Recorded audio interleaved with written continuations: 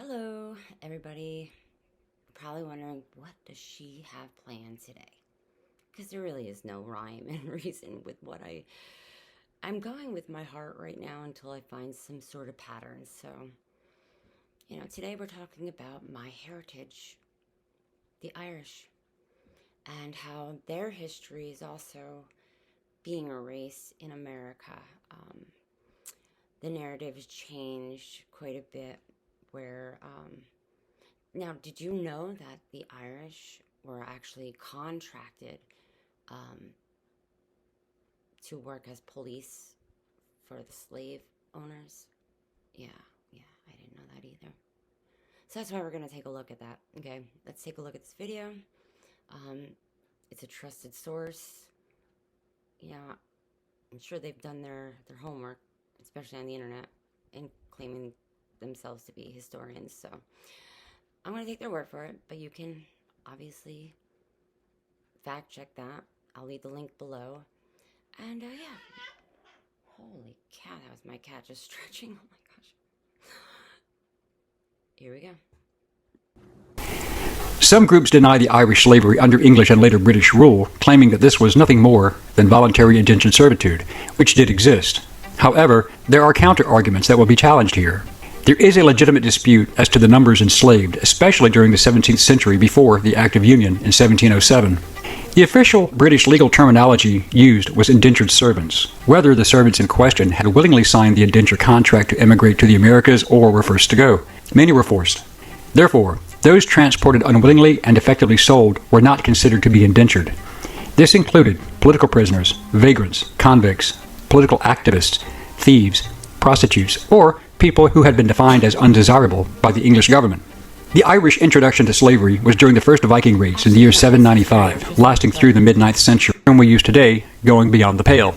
But the Normans ended the practice of slavery in Ireland, but not serfdom, for at least a few hundred years. Despite the Norman abolishment of slavery, serfdom was still alive and well. Serfs were, unlike slaves, bound to the land, and the land meant everything. So selling people into slavery would have left no one to farm and conduct agriculture. Following the Battle of Kinsale, in 1601, when the Irish and Spanish alliance was defeated, the Irish aristocracy fled to Europe, but the commoners remained, and they left a power vacuum filled by English nobles.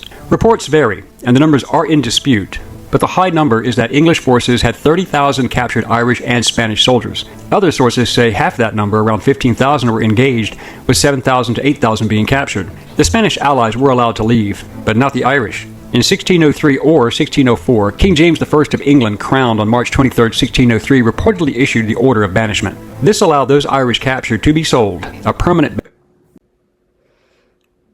Now this section is for this guy on TikTok.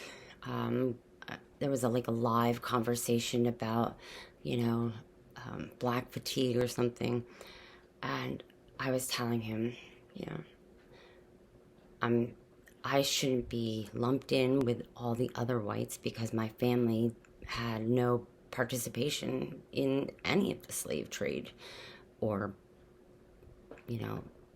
slave owners. And when I tried to go back on the history, this guy said, the Irish were contracted. And I'm like, yeah, but not really. I mean, there's a lot of, debate around that. And he's like, but they were contracted. They were contracted from Ireland to come to the States to be the police, to be the cops of the slave owners. And that's how the police system started. I'm like, what? I've never, ever heard of that one before.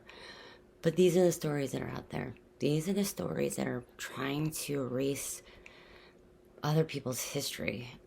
And that's why I get mad. I think that's why I get defensive. I'm not looking to create fire, but I am a protector. I have a protective energy, and it's fierce sometimes because I just want to stick up for being white and not being told to sit down and shut up. Anyway, this is for him. Banishment. After nearly a decade, the king gave permission for the English Governor-General to collect and sell the captured Irish soldiers as slaves and send them to the New World in the Americas. In 1612, the first recorded Irish slaves were sold. possibly to the Portuguese, and taken to the Amazon River basin in their colony in modern-day Brazil. This brought them to the New World. There has been some dispute as to whether these people were indentured servants or slaves, but it is clear that they were forced out of Ireland to the New World, so it seems illogical and ridiculous to assume that they went voluntarily, hence the status of slaves. It has been chronicled that in 1625, James I's son, Charles I, issued the decree that it may be possible before his death in March 1625, but given the timeline in James's death, it would appear that his son, Charles, probably did issue the royal decree authorizing the Irish slaves. This included prisoners captured, those deemed to be common criminals, and rabble-rousers who were sold. They were to become the property of the English plantation owners in the North American colonies. As a result, tens of thousands of Irish men and women were sent to the Eastern American colonies, as well as Guyana, Antigua, and Montserrat. As well, between 1629 and 1632, as other Caribbean locations over the next few decades were infiltrated, but the exact number may never be known. By 1637, approximately 69% of the population of Montserrat were Irish. Many were indentured servants, yet some were slaves. The rationale was simple. Black slaves had to be purchased at a cost of around 20 to 50 pounds sterling, a huge sum of money in those days. However, Irish slaves were sold for 900 pounds of cotton per person, but also traded for tobacco and indigo in a straight barter system. It would appear that the Irish then became the largest source of slaves for English slave traders and plantation owners at that time, far surpassing the African slave trade until the early to mid-1700s. Between 1641, during the Irish Rebellion, to 1652, it has been stated that over 550,000 Irish were killed by English forces, and 300,000 more were sold as slaves, mostly military-aged men. Their children, especially women and girls, were sold and considered quite valuable in the domestic service role. The greatest perpetrator of this was Oliver Cromwell, who defeated Charles I in 1649 during the English Civil War and had him executed. Cromwell, as Lord Protector, waged a ruthless war against the Irish, starting in 1649. By 1650, it is claimed that nearly 29,000 Irish were sold to planters in St. Kitts. During the decade of the 1650s, it is also claimed, as well as disputed, that around 100,000 Irish children, generally from 10 to 14 years of age, were taken from their parents and were also sold, and sold themselves also as slaves or indentured servants in the West Indies, Virginia, the Carolinas, and New England. It is also claimed that between 1651 and 1660, the Irish slaves far outnumbered the colonists in all areas.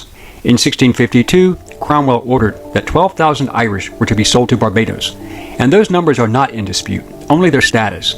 On 1 May 1654, his "To Hell or to Connaught" proclamation was issued during the Act of Settlement of 1662. This was when the English began confiscating all Irish-held lands, and the native Irish were relocated west of the Shannon River. Those who resisted were sent to the West Indies as slaves or executed. His own words proclaimed, quote, "Those who fail to transplant themselves into Connaught or County Clare within 6 months shall be attainted of high treason, or to be sent to America or other parts beyond the seas. Those banished who return ought to suffer the pains of death as felons by virtue of this act without benefit of clergy." End quote. The English could kill the Irish without penalty, but selling them offered great profit. It is claimed that over 80,000 more Irish were sold, with 52,000 going to the colonies of Barbados and Virginia, but again, we cannot verify the exact numbers. Many argue that these were indentured servants, not slaves, yet there are no records of contracts between those forcibly removed and their benefactors. One may assume that, given the barter system of using tobacco and cotton as a trade item for workers, that these deported Irish were, in fact, slaves. In 1656, the Council of State ordered the roundup of 1,000 Irish girls and 1,000 Irish boys in their early teens, even some children, to be rounded up and sold to Jamaican planters. These numbers are in dispute, but do seem reasonable, as these would be children whose parents were already deported. Part of this order was an edict passed on October 2nd, 1665, which stated, quote, "Upon report of Committee for America concerning proposals for transporting persons from Long Island to Jamaica, to confer with the Committee for Jamaica." End quote. The persons were Irish, and no indentured servant would be released to go to Jamaica. These had to be forcibly exported Irish, who were already present in New York.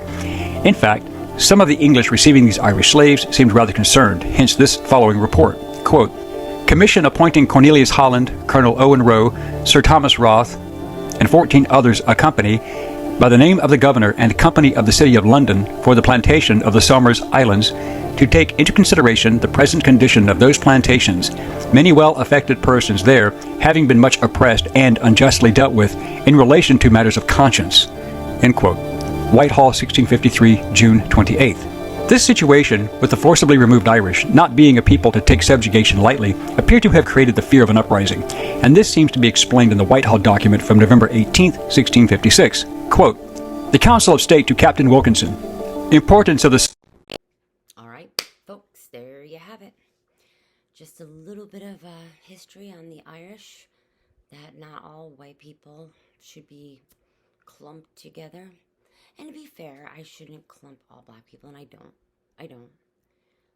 Just lately, my interactions seem to be more, I don't know, it just seems like there's more of it out there. And when you try to have a conversation or a discussion, you're being told to shut up, sit down, or we can't be racist. No, there's no reverse racism. I could just hate you, and without a label. That's what I'm tired of. I'm a very open-minded and understanding person, but I'm very protective, and there's like a little lion inside of me that just refuses to be quiet and just watch everybody, fall apart and get erased. I mean, contracted police officers. That was the Irish. Anyway, hey, like, subscribe, and yeah, just share your voice, and don't be afraid to be heard. And welcome for my crazy wild ride. Who knows what'll be tomorrow? Peace out.